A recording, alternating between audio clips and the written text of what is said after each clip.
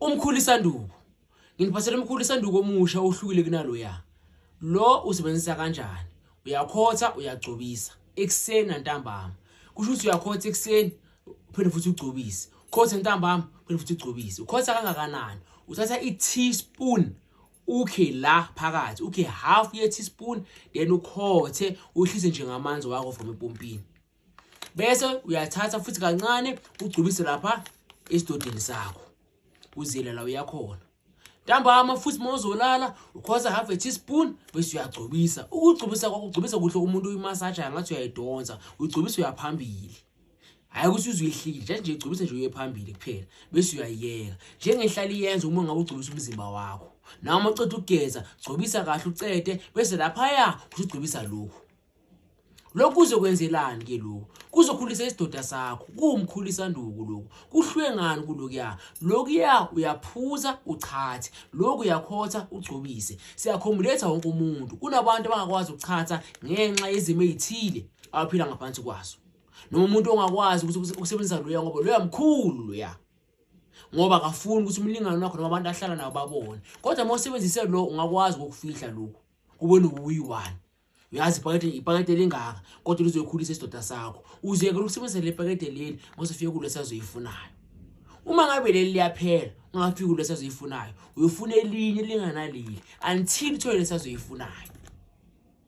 Kodwa uma ngabe leli liphela, uyubone umehluko omkhulu kakhulu.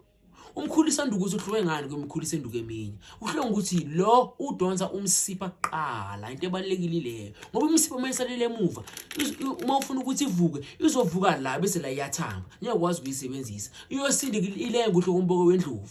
Kuhle ukuthi into mayekhulu ikhulu nomsipha ngoba imsipha ibalekile esidodeni sakho. Kuze liqine kudinga ukuthi imsipha igcwale igazi.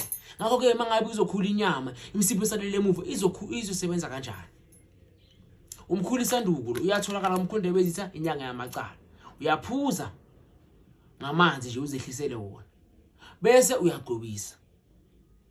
Twice a day, ekseni nantambama. Khotha, gcobisa, uhlise ngamanzi. Khotha, gcobisa, uhlise ngamanzi. Ekseni nantambama. Umkhulisanduku ukhulu umthondo wakho. Ukhule ngendlela ekhulekile nawe ukuthi noma uyochama etoilet ungalifihli. Uchame kahle ukhululeke. Noma ulibamba uze uthi ubamba umthondo. Ungalibambi ngemini emibili. Ungasabi ukugezela phambi kwezinye insizwa. Ungasabi ukugezela phambi konkosikazi wakho. Ungazi maqoqo kwezikhosi sekameleni unkosikazi wakho bese uyayifihla umphathe ngengubo. Khululeka. Enye advice engakunikeza yona wena umuntu othi awanelisakanga ngesikali somthondo wakho. Avoid ukugcoka ama-underband. I know kuwe mhlawumbe ungabona ngathi awkward but i-underband yenza ukuthi lapha ya kuhlale kubambekile ukuthi kanti isidoda sakho ufuna ukuthi sihlale sikhululekile. Kumele ama-scrotums amabhola lapha ngaphansi kumele abe 2 degrees lower than normal temperature. So noma ufaka underband kuyashisa and uhlale uvayena lamathanga kanje. Iya affect ama-scrotums lapha lento le. Ayikwazi ukugquma. Ngakho ke avoid ukugcoka ama-underband. Izokwazi ukuhlala ikhululekile.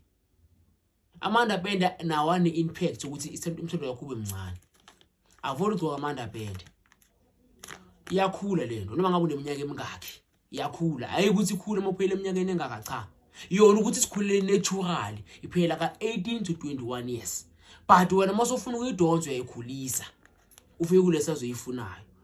From this size to this, from this to this, from this to this, ukhula ngendlela wena ofuna ngayo.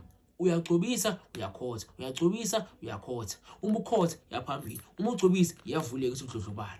And yini iyakhulu bese iyasebenza ngoba imsipha asishiye emuva. Nikhumbule ikike ngana sixazululo. Kuze libe inkinga usho ukuthi nesixazululo.